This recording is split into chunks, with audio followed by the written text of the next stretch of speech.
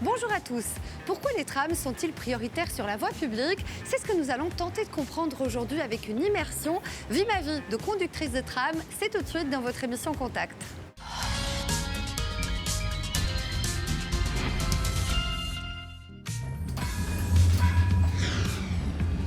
Je m'appelle Gaëlle, ça fait 3 ans que je conduis des trams à la Stib. Il faut savoir qu'il y a différents types de trams qui sont aussi des différentes conduites. Il y en a qui se conduisent avec les pieds, qui se conduisent avec les mains. On n'est pas soumis au code de la route voiture, on est soumis au RET. Donc c'est le permis tram qu'on passe au centre de formation. Gaëlle redouble de prudence pour assurer la sécurité de ses passagers. Le maître mot, l'anticipation. Ce qui est important, c'est qu'avec un manque de visibilité, par exemple comme ici, on va devoir tourner. C'est toujours faire beaucoup de bruit, donc sonner en avance et de ralentir pour pouvoir voir ce qui se passe après le tournant. L'anticipation, c'est ça qu'il faut appliquer à longueur de journée. Oui, nous avons priorité sur la voie publique, mais on nous apprend à toujours anticiper ce que les autres usagers vont faire et donc garder nos distances pour ne pas avoir un éventuel accident. Donc voilà un très bon exemple. Personne qui s'est mis sur les voies, qui ne m'a pas vu arriver. Si nous, malheureusement, on doit appliquer un frein d'urgence, il y a des fois où on ne peut pas l'éviter vu qu'on voit l'accident arriver ou qu'il y a une situation de danger absolu où on doit vraiment freiner. L'usager a beaucoup de chances de tomber. Et étant donné qu'un usager va tomber, ça fait un peu un effet de qui, ce qui fait qu'il peut tomber sur un autre usager qui tombe sur un autre usager et là, ça fait beaucoup de blessés en même temps. Un tram est pratiquement toujours prioritaire, même par rapport aux piétons. Cela s'explique par le temps dont le véhicule a besoin pour pouvoir freiner. Un tram à vide, c'est 35 tonnes. Rajouter les clients, c'est vraiment très lourd.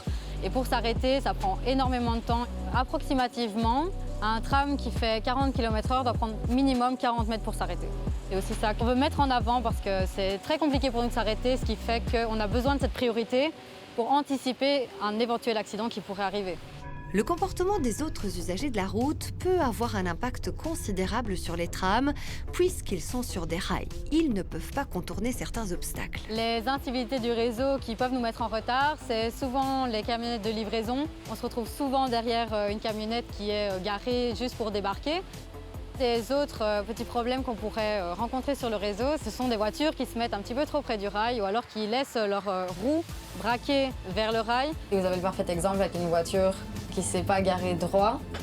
Donc voilà, on a différents repères pour pouvoir savoir si ça passe ou ça passe pas. Généralement, on le sait, mais voilà, on n'est jamais assez prudent, donc on va passer lentement, regarder dans les rétroviseurs. Je suis allée à la rencontre de Gaëlle pour mieux comprendre son quotidien en tant que conductrice de tram. Bonjour Gaëlle. Bonjour Daniela. Est-ce que je peux tester? Bien sûr, je vous laisse la place. Merci, c'est gentil. Waouh! Eh bien dis donc, on voit bien, hein? Est-ce que c'est comme ça dans tous les trams? J'imaginais pas ça du tout comme ça. Ici, dans la 3000, on a une plus grande visibilité vu que le tram est aussi plus grand, on a plus de rétroviseurs. Après, dans la PCC, donc les vieux trams, on a une moins bonne visibilité vu qu'il est plus petit et qu'il manque un rétroviseur du côté gauche. Bon, du coup, comment on pilote ce tram? Donc tu mets ta main sur le manipulateur, pour avancer c'est vers l'avant et pour freiner c'est vers l'arrière. D'accord, bon, mais c'est assez simple en fait. Il faut toujours laisser sa main sur le manipulateur, sinon à partir d'un moment le tram va sentir que tu ne le tiens plus et ça te mettra un frein d'urgence. Ah, d'accord. Voilà, c'est quand même, il faut une attention constante. Je prends conscience de toutes les difficultés et surtout de la responsabilité humaine qu'a Gaëlle quand elle conduit son tram. Bon voilà Gaëlle, je te rends ta place, merci beaucoup pour cette immersion. Ça a vraiment du sens que ces véhicules soient prioritaires. Le message que j'aimerais bien faire passer aux autres usagers de la route, c'est de faire beaucoup plus attention à la priorité du tram et je pense que si on était tous un peu plus civilisés entre nous, tout se passerait mieux sur la route. Voilà pour cette immersion. Merci pour votre fidélité. Contact, c'est terminé pour aujourd'hui. Si vous avez des questions, n'hésitez pas à scanner notre QR code qui s'affiche ici en bas de votre écran. Moi, je vous dis à la semaine prochaine et d'ici là, bonne route!